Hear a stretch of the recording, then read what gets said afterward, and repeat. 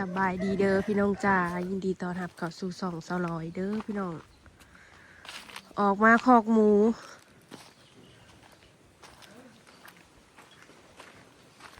ผุดค่ะอีเมขาวแล้วมาแต่วันเราก็มาหาจวดกูดจวดจูดให้เนาะไปใหม่มันหล่นอยู่คู่มือต้นใหม่ลายมื่อนี้มือดีพี่น้องข้าเจ้ามาเอาหมู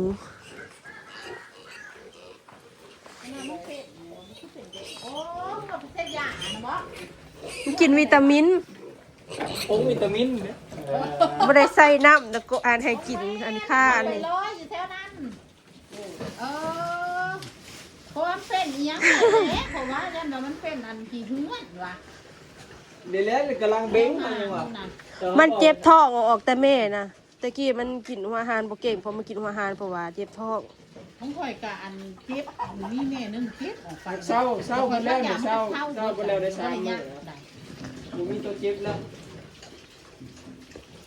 ทำบ่ใหญ่ท้องของสักหมูนะน่ะของข่อยใหญ่ไง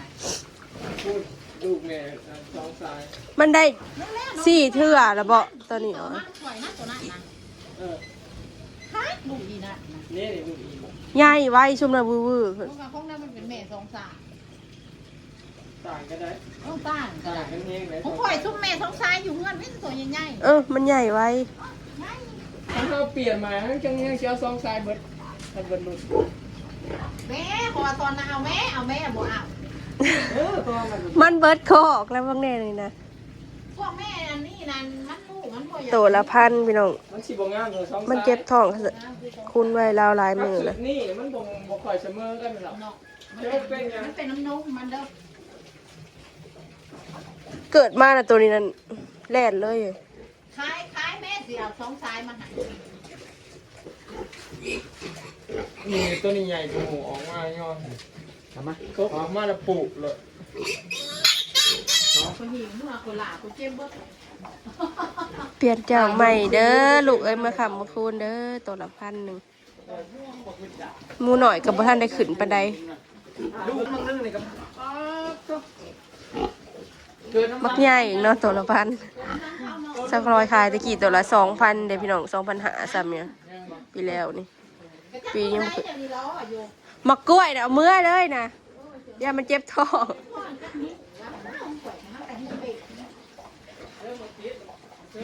สิได้คุณแต่2 คอกแล้วค่ะ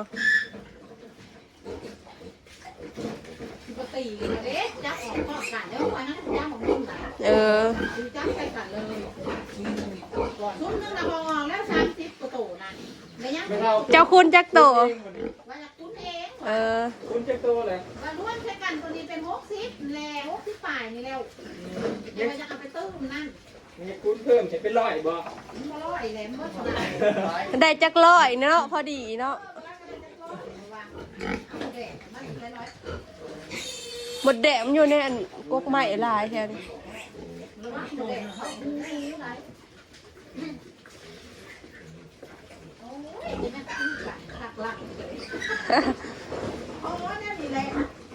จักสิได้จักโต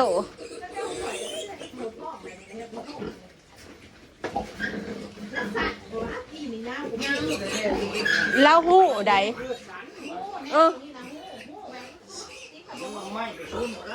เนี่ยยังตัวหนึ่งมันตาย2 ตัวพี่น้องเรือ11นี่ลูกเจ้าเลยเปลี่ยนของใหม่เนาะลูกเนาะลูกเจ้านั่นเนาะลูกเพื่อนนี่แหละลูกมุ้ยแม่คันมันบดติดบาทนี่กันสิได้โลออกแล้วแม่เนอะแม่นะบดติดแต่ตัวมันแตกบุตรสั่งบอกยังปูอีกอยู่เสียดาย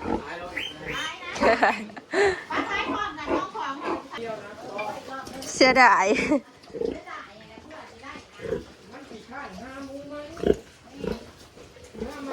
ซื้อผัดแพงแม่พันธุ์นะคายออกผัดทึกๆหนึ่ง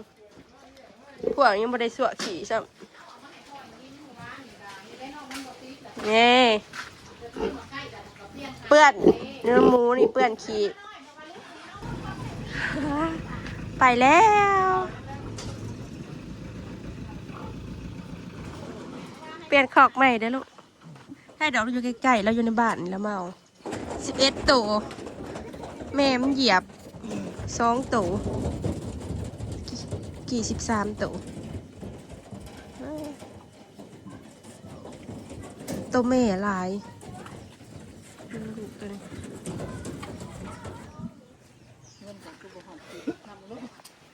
พอดีอันนั้นมันพอดีอันนี้ลูกตัวอื่นนี่ ราคาหมูห่อ40,000แล้วบ่ เท่าไรพะเราสิราคามงคุณ40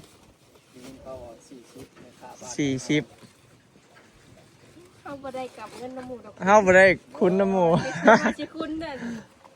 จัก20 โตเนี่ยซั่นได้10 โต ออกมาให้เด้ออาหารน่ะ จังว่าอ่าน ตักเลยแนวบดซองน่ะแม่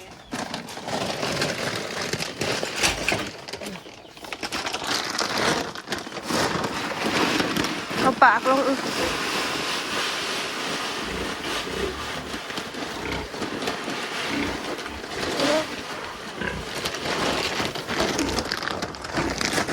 มีทุกอย่างน้ำเนาะ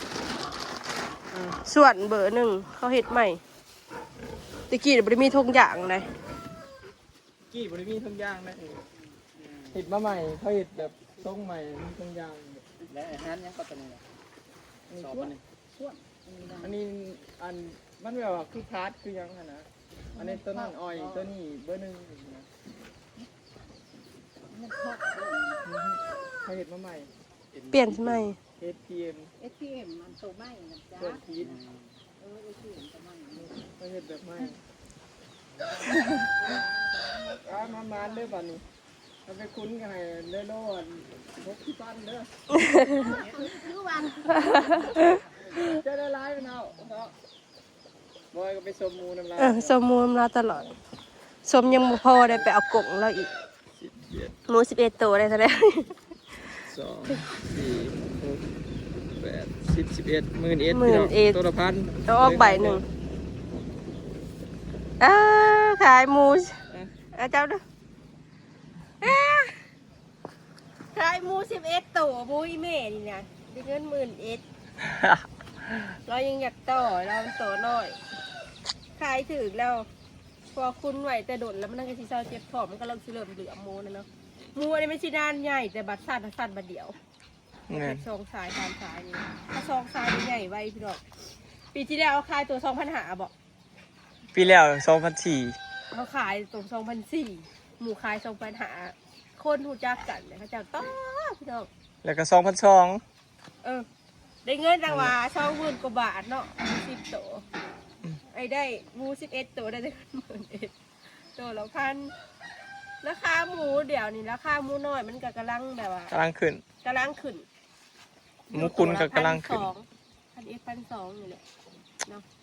แต่ว่าส่วนลูกหมู200ขายแบบโคตรขายมันได้แต่ตัวละ1,000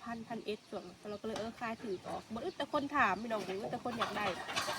บาดนี้แหละลูกหมูกำลังจะออกตัวนี้นะเฮาว่าสิคุ้นเองว่ะ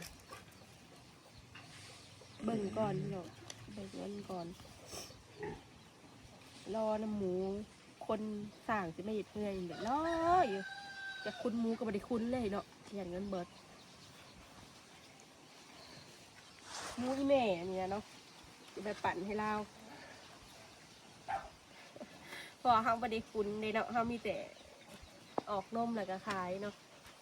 จะไปปั่นให้เราก็เบาอ่อยค่าเลี้ยงเราแหละปั่นกันสอง ไว้ให้เทือนซะของข่อยนะไว้ให้เทือนรวมกันกับจ่ายค่าสร้างซะ รวมเลย ที่เหลือกับปั้นให้อีเมล เมย์กับชิ้นใหญ่ให้เรามีคนกับมีตัวเดียวละบริขยายอยู่ในนี่มันก็เป็นบอลเลี้ยงนะมันเต็มนะพี่น้อง ยังอีกอยู่พี่น้องยังสิมีเฮงอีกอยู่ดอก2 โตว ถ้าออกมาช่วงอันนี้ช้านี่ได้ขายเดือน1 เดือน2โอ้ยหมดเยอะช็อกตัวนี่นะสีรอดตายไปโยกคนหมูแพงนั่นมีเด็กอะไรที่ออกนี่นะ วันที่2นี่พร้อมกำลังอยู่ บริอาบน้ำมันหนาวนี่โอ้ยวันที่2เจ้าสิได้จังโต จะคือมันสิได้หลายนี่ก่อน ให้เห็นหมากได้ใน2 สายนี่ขอไปเอานี่ทำเล่านี่บัวเพลง มันบ่อยากฮู้หมูอันพวกอันไทยเดนมาร์กพวกลาดไว จะเล่าว่ะ แนวมันแนวนี้ อันนี้ยังไง อันนี้มันแล่นเลด เอาไปเลทนี่ มันสิบอกคอยหู้ก็หมายก็คือ มันอยากเป็นแนวนี้แหละ ซื้อมาละ12,000แต่เบิ่งเลยบ่ได้พอสมพี่น้องหมูแพงเลยบัดพวกเขาขายออกเป็นแม่ปดเป็น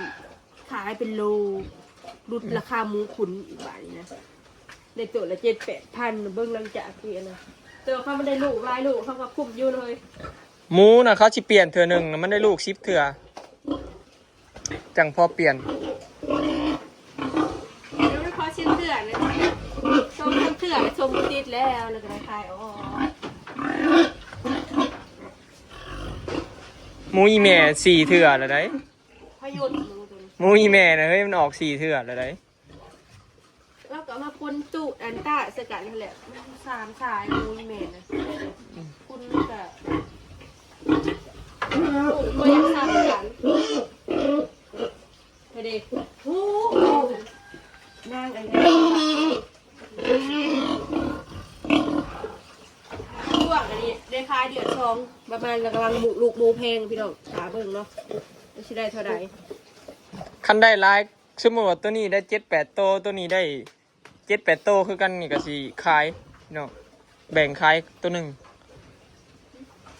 สมมุติมันได้หลายหั่นนะคันได้หลัก10คูณไป10 ก็คือจะโตรุ่นดูใครชิถ้วยถือพี่น้องเฮงๆมันเด้อลูกเด้อนี่เด้อบอกเลขแม่เด้อมือได้ลูกเด้อให้โชคแม่เด้อหมูตูบแลนเลด บอกเลขโอ้ยเลยเจาะลงแม่นี่โอ้ยบาทเบิดหมูอะไรนี่คือนี่เป็นกระปูชีกระเด้อยู่ ไปหางัดหาแสงฮะ เพื่อสิได้ขายมือหน่อยจ้ะ บ่แม่นง่าย แล้วก็สินางขอบไว้นางหันกับบติดชมเถื่อละพันแก่ลงไปแต่ละเถื่อนะหาเด็กซิมอนพรไซมายอสอยอย่างเขาได้แต่ละเถื่อนะพี่น้องสรุปแล้วนั่นค่าสมมูทั้งจ่างนิดหน่อยนึงตัว1,400-1,500เนี่ย ตัวหนึ่งกับ1,400จ่างเด็กซิมอน จ่างครับคนละ200 ต่อมันหนักเลยขั้นบดติดอีก พอดีหลบซะเหลือทุนกับ9,000เนาะขายยาข่อยฉีดอีกขายยาขาห้ำกับประมาณ1,000-2,000ขายยาคำประมาณ2,000ขาหัวหานอีกเด้ บ่มีขอบคุณนะ ได้บ่หลายเด้อพี่น้อง เจ้าน่ะคุณร้ายเลยเนาะ เขาเจ้าความใหญ่เนาะกระเทินในคุณเขาเจ้าคุณหลายบ่พอเขาเจ้าก็ซื้อมาเพิ่ม เอาอยู่เนาะเอาอยู่เนาะ เดี๋ยวจังเริ่มกันใหม่อีกเนาะพี่น้องปีหน้าฮะจังว่ากันใหม่เดี๋ยวเขาปีหน้าเริ่มจัดเต็มมันบ่ยากหยังปีนี้ก็คือหยุดขุนไปก่อนเนาะถือว่าหยุดพักผ่อนไปยากเลยถ้าคุณก็คือสิบ่มีเวลาสิยากอีกดีแล้วล่ะได้กำ สิได้จักโตทารุ่นจ้าวันที่อันนี้แหละสิเบิดเดือดได้มื้อวันที่เท่าไหร่สัก4สัก5มันจะ เห็น เอา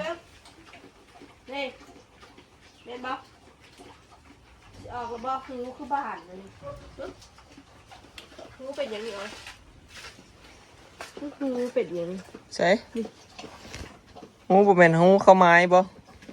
มันเป็นหูกัดกันตอนมานะบอก บ่อย่าบ่เฒ่าเอาไม้หูไว้จ้ะส่วนลายพวกของใหญ่เขามักพวกความใหญ่เขาซื้อมาเป็นโตเข้าไม้เขาสิตัดหูมันเป็นห้อยไม้สัญลักษณ์บางคนก็ซักเอาซักหูมัน ดาดไว้ บ่ไม้ใส่เข็มเป็นเข็มนี่นะแล้วก็ใส่น้ำมึกซักเนี่ยซักเป็นสัญลักษณ์ไว้ของนั่นของนี่เขาฟาร์มใหญ่เขาเฮ็ดแนวนี้เด้ คนงานดูแต่อยากนอนเลยโอ้ยเฮ้ยเอาคอนตีมาต่อให้ได้มีสปูกี่เด้ง มันหู มันเสียบได้นะ ตอนเที่ยงอย่ามาอาบน้ำให้มัน เด็กนอนเลย เพื่อนมันอยู่มันเกือบหมูตัวนี้นะเพื่อน ลูกดีแล้วโอ้ยเจ้าสิดาวเฮิงบ่ นี่นะลูกดี คนเฮิงได้ออก บ่เฮิงเลยข่อยซ้อมเบิ่งอันนั้นมันนำได้เบิ่งอันน้ำมันนั่นคันอันนั้นมันบานแดงแต่จะแดงใหญ่ขึ้นโปขึ้นน้ำแม่นแล้วที่ขอด ลูกดีแล้วเพิ่นอยากให้ลูกพ่อเพิ่นนี้ได้พ่อเพิ่นขับไปลูกได้ห้องทองแตกข้างก็มาวัดเฮือนพอได้เงินไปซื้อให้อลิสนี่ล่ะ เนาะอันนี้คายอูดๆอะไรลูกผู้จักกินบอกกินน้ำมาเอ๊ะพิตาเมนให้หอมว้าวก็บ่ได้เอาน้องจ้ะคลิปนี้สิขอเก็บภาพบรรยากาศเลยจ้ะพี่เด้อพี่น้องกินน้ำก่อนไวๆบาดลิ้นนั่นมาทุจ้าแม่บอกว่าอย่าให้สบายดี